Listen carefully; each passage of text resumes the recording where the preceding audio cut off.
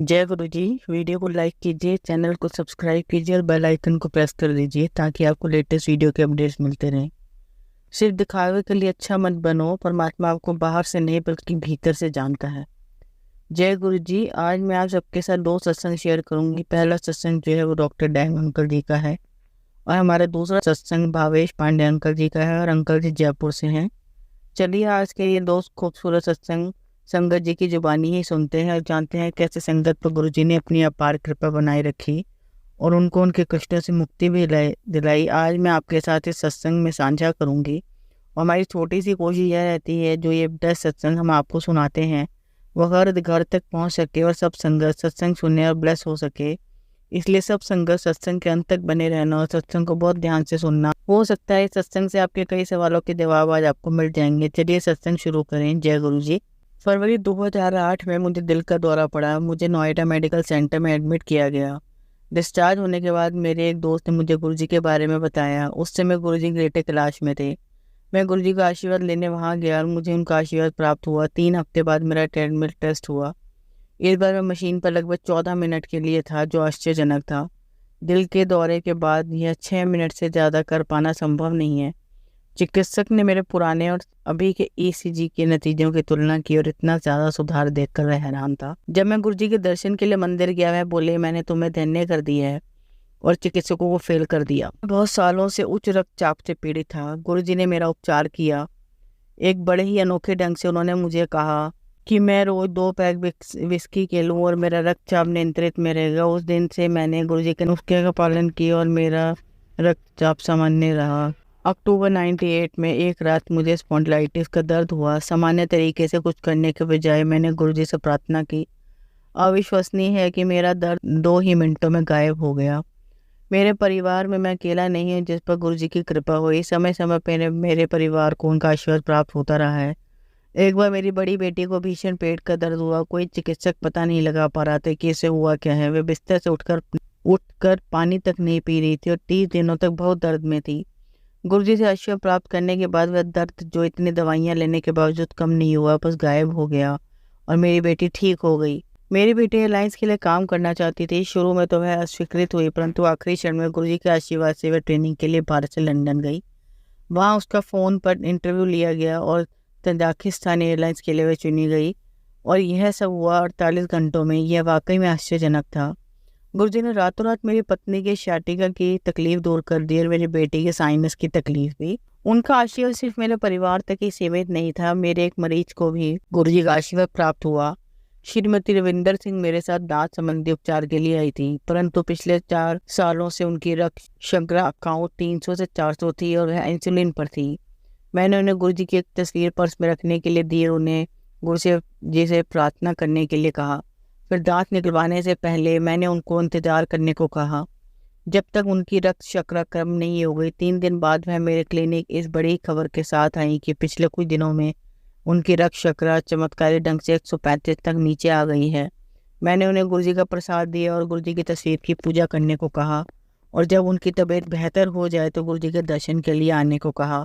जय गुरु जी। संगत जी, अब हम जयपुर से भावेश पांडे अंकल जी का सत्संग सुनेंगे। गुरु गोविंद दोहो खड़े, काके लागू पाए, गोविंद से गुरु खड़े, जो गोविंद दिखलाए। इन पंक्तियों में कबीर सोच रहे हैं कि जब गुरु और भगवान दोनों उनके आमने सामने खड़े हों तो उन्हें किसकी चरण पहले छूने चाहिए। तब उन्हें ज्ञात होता है कि गुरु की कृपा के बिना कोई गोविंद को पा नहीं सकता। हालांकि हमारी स्थिति में तो कोई भ्रम नहीं है, गुरु जी भगवान है। मैंने गुरुजी के बारे में सबसे पहले तब सुना जब मैं अपने मामा कर्नल SK जोशी के यहाँ गया। यह 96 की बात है, जब मेरे अंदर का निराशावादी युवक मुझे पूरी तरह से गुरुजी में विश्वास नहीं करने दे रहा था। वह 1997 में अप्रैल का पहला हफ्ता था जब मुझे चंडीगढ़ में गुरुजी के पहले दर्शन हुए।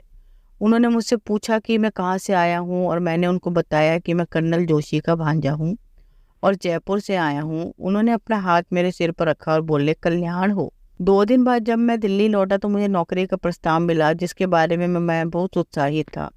तुरंत कल्याण देखा आपने, और यह तब जब मैंने चंडीगढ़ में चाय प्रसाद और लंगर ग्रहण करने से मना कर दिया था। गुरुजी के दर्शन के बाद भी मुझ में कुछ खास बदलाव नहीं आया। मुझे उनके सर्वशक्तिमान होने का ज्ञान हो, इसमें अभी कुछ और समय बाकी था।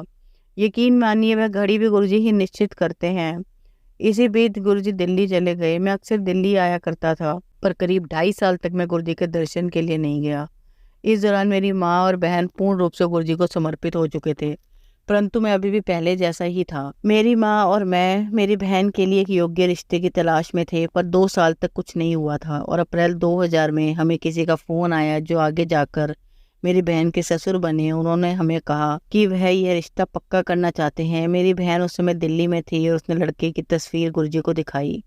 गुरुजी सहजता से बोले, चंगा मुंडा है, और हमारी सारी चिंताएं एक क्षण में दूर हो गई। गुरुजी के आशीर्वाद से शादी की तारीख जनवरी 2001 में तय हुई और आगे की घटनाओं से मेरे दृष्टिकोण में परिवर्तन आया। शादी उस समय स्कूल के मैदान में होनी थी जहां मेरी माँ पढ़ाती थी।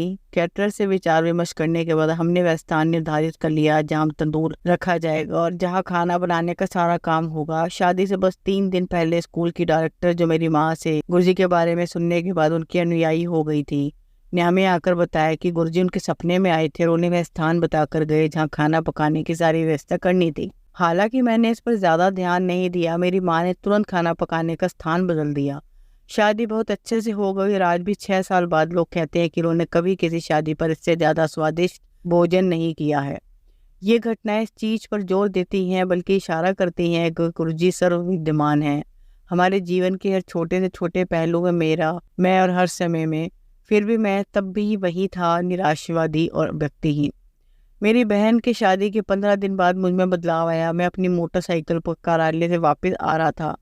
मैं हाईवे पर था और देर रात थी। अचानक एक कुत्ता मेरी मोटरसाइकिल से टकराया। मोटरसाइकिल इतनी तेज रफ्तार पर थी कि आगे एक छोटा सा कंकड़ भी पहिए के नीचे आ जाता, संतुलन बिगड़ जाता। एक बस बिल्कुल मेरे पीछे थी और अगर मैं संतुलन खो बैठता तो वह बस मेरे ऊपर होती और मैं वहीं खत्म हो जाता। पर गुरुजी के आशीर्वाद से मेरा संतुलन नहीं बिगड़ा और मैं बच गया। यह देखकर सड़क पर लोग भौचक्के रह गए। मेरा मन किया कि मैं भगवान को धन्यवाद दूं और घर के रास्ते में एक मंदिर में रुककर मैं नतमस्तक हो गया। उसे में मुझे गुरुजी की विशिष्ट सुगंध आई। यह पहली बार था जब सब तर्क मुझे छोड़ गए और मैं गुरुजी की मानसिक छवि को नतमस्तक हो गया। एक निराशावादी से एक अनुयायी होने का परिवर्तन एक क्षण में ही हो गया था। जल्दी ही मेरा तबादला रेवाड़ी हो गया और अब मैं गुरुजी के दर्शन के लिए अक्सर आया करता था। अब मेरी माँ को मेरी शादी की चिंता हो रही थी। एक दिन मैं अपनी माँ के साथ अपने मामा के यहाँ था, तब मेरी मामी की मेरी बहन भी वहीं थी। शाम को हम गुरुजी के दर्शन के लिए गए। लंगर के बाद जब हम गुरुजी के साथ बैठे थे, गुरुजी ने मुझे बुलाया और उनके चरण कमल दबाने को कहा। कुछ मिनट बाद उन्होंने मेरी मामी की व मेरी बहन जया को भी कहा। 10 मिनट बाद वह बोले, शादी कर लो, जोड़ियां स्वर्ग में बनती हैं। मैं इस बात को पूरी तरह मानता हूँ। इस तरह मैं और मेरे मामा साडू बने। एक तथ्य जो गुरुजी हमें बार बार याद दिलाते रहते हैं। मैंने सत्संग में अक्सर यह सुना है कि गुरुजी हमारे सारे विचार जानते हैं, किंतु वास्तव में इससे कहीं ज्यादा है। हमारे सारे विचार उन्हीं के हैं। जो हमारे विचार हैं वे उस स्रोत के परे कैसे हो सकते हैं?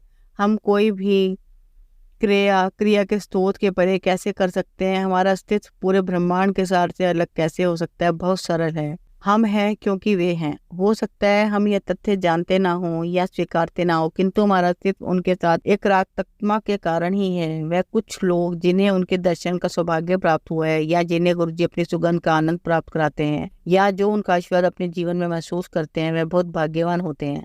मैं अपने जीवन का हर वो पल संजो कर रखता हूँ जब मैं उनकी यह विशिष्ट सुगंध महसूस करने के बाद उसका स्रोत ढूंढता हूँ और फिर एहसास होता है कि उसका स्रोत तो दिव्य है। मुझे लगता है जिन चमत्कारों का श्रेय हम गुरुजी को देते हैं, वह चमत्कार इसलिए कहलाते हैं क्योंकि वह नामुमकिन होते हैं। मैं गुरुजी के प्रति अपनी निष्ठा यही सोचकर बढ़ाता हूँ क्योंकि मैं जानता हूँ कि मैं जो कुछ भी हूँ और मेरे पास जो कुछ भी है, विचार धर्म 2 ही है। वह गुरुजी की इच्छा है। गुरुजी के आशीर्वाद की पुनः गणना करना तो एक कभी न खत्म होने वाला आभास है, क्योंकि हमारी स्मृति हमारे जन्म के समय के परे नहीं जा सकती है। मैं कहता हूँ मुझे गुरुजी का आशीर्वाद प्राप्त हुआ है कि मेरा जन्म इस दुनिया में इन माँ बाप के यहाँ हुआ। मुझे ऐसे मित्र मिले। मैं भाग्यवान हूँ कि मेरा ऐसे पालन पोषण हुआ। मैं भगवान हूँ कि मुझे रोग हुआ, फिर उसका उपचार भी हुआ। मैं भाग्यवान हूँ कि मेरे साथ दुर्घटना घटी और मैं ठीक हो गया। मैं भाग्यवान हूँ कि मुझे अति उत्तम बहन और जीजा जी मिले। मैं भाग्यवान हूँ कि मुझे अति उत्तम पत्नी और प्यारी बेटी मिली। और मैं सचमुच भाग्यवान हूँ कि मुझे गुरुजी का आशीर्वाद प्राप्त हुआ। मैं गुरुजी के आगे नतमस्तक हूँ कि उन्होंने इस जीवन में मुझे अपने दर्शन का अवसर दिया और बस यही चाहता हूँ कि उनकी कृपा हम पर सदैव बनी रहे। मैं उनसे प्रार्थना करता हूँ कि मेरे परिवार को वह अपने चरण कमलों में रखें।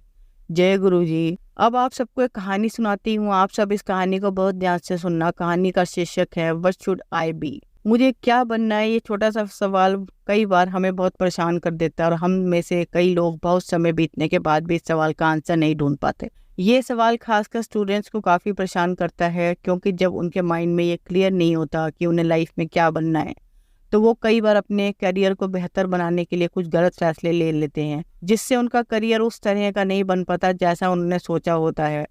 आज की कहानी भी कुछ ऐसी ही है। इस कहानी से आपको इस बात की समझ जरूर हो जाएगी कि आपको लाइफ में क्या करना है और क्या बनना है। जो भी संगत सत्संग सुन के यहाँ तक आई है, वो इस कहानी को एक बार अंत तक जरूर सुने, क्योंकि आज की कहानी स्पेशल स्कूल में पढ़ रहे बच्चों के लिए है। ये कहानी एक लड़के की है जो एक बार एक अमीर व्यक्ति को देखकर अमीर बनने का फैसला कर लेता है, और अमीर बनने के चक्कर में वो दिन रात मेहनत करके पैसे कमाने लगा, और कुछ ही महीनों बाद उसने बहुत सारे पैसे कमा लिए और एक अमीर व्यक्ति बन गया। इसी बीच उसकी मुलाकात एक विद्वान से हो गई। उस विद्वान व्यक्ति के ज्ञान के बारे में जानकर वह सरप्राइज हो गया, और जब उसने भी इस विद्वान व्यक्ति बनने की सोच ली, और अगले ही दिन से उसने पैसे कमाना बंद कर दिया और पढ़ने लिखने में अपना सारा वक्त बिताने लगा। उसने अभी कुछ सीखना शुरू ही किया था कि इसी बीच उसकी मुलाकात एक बहुत ही अच्छे संगीतकार से हो गई। उस व्यक्ति को लगा कि पैसे और ज्ञान से ज़्यादा सुकून संगीत में है, और उसी दिन से उसने अपनी पढ़ाई बंद कर दी और संगीत सीखने में लग गया।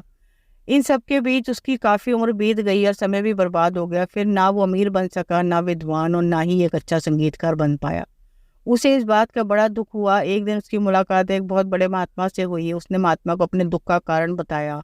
महात्मा ने उसकी परेशानी सुनी और मुस्कुराकर बोले, बेटा, ये दुनिया बहुत बड़ी और अनोखी है। तुम जहाँ भी जाओगे कोई ना कोई चीज़ तुम्हें अपनी तरफ जरूर आकर्षित करेगी, लेकिन उन सबसे दूर रहकर तुम अपना लक्ष्य चुनो और जीते जी उसी पर अमल करते रहो। तब जाकर तुम्हें सफलता की प्राप्ति अवश्य हो जाएगी। नहीं तो दुनिया के झमेलों में यूं ही चक्कर खाते रहोगे और बार बार अपनी रुचि बदलते रहने से कोई भी उन्नति नहीं कर पाओगे। अब प्रेरणा जो हमें इस कहानी से मिलती है, ये छोटी सी मोटिवेशनल शॉर्ट स्टोरीज हिंदी हमें सिखाती है कि हम जिस कार्य को भी करें पूरे तन और मन में से फोकस करके करें। बार बार इधर उधर भटकने से यही है कि एक जगह रुककर मेहनत की जाए, तब जाकर ही हमें अपने काम में सफलता मिल पाएगी। किसी और की सफलता को देखकर अपनी फील्ड और अपनी सफलता का रास्ता ना बदलें। अपने लक्ष्य को अपनी स्ट्रेंथ के अनुसार ही बनाएं। दूसरे किसी काम में बेहतर है तो ज़रूरी नहीं कि आप भी वही काम करके उसमें बेहतर हो जाएंगे। दूसरों को देखकर अपना एम ना बदलें और ना ही किसी और को देखकर अपना कोई एम बनाएं। जिस काम में आपको लगता है कि आप बेहतर हैं उसी में मेहनत करें। सफलता कोई जल्दी से मिलने वाली चीज़ नहीं है। अगर आप बार बार अपना लक्ष्य बदलते रहोगे तो आप खुद कभी ये नहीं जान पाएंगे कि आप किस चीज़ में बेहतर हैं, और आप हमेशा दूसरों की देखा देखी में रह जाएंगे। इसलिए जो आपको अपने लिए सही लगे इस पर मेहनत करें, सफलता आपको ज़रूर मिलेगी। जय गुरु जी। संगत जी, अगर आपको आज का सत्संग अच्छा लगा हो तो आप इस सत्संग को और संगत के साथ जरूर साझा करें, जिससे वो भी महाराज का दिव्य आशीर्वाद प्राप्त कर पाएं। जय गुरु जी। शुक्राना गुरु जी।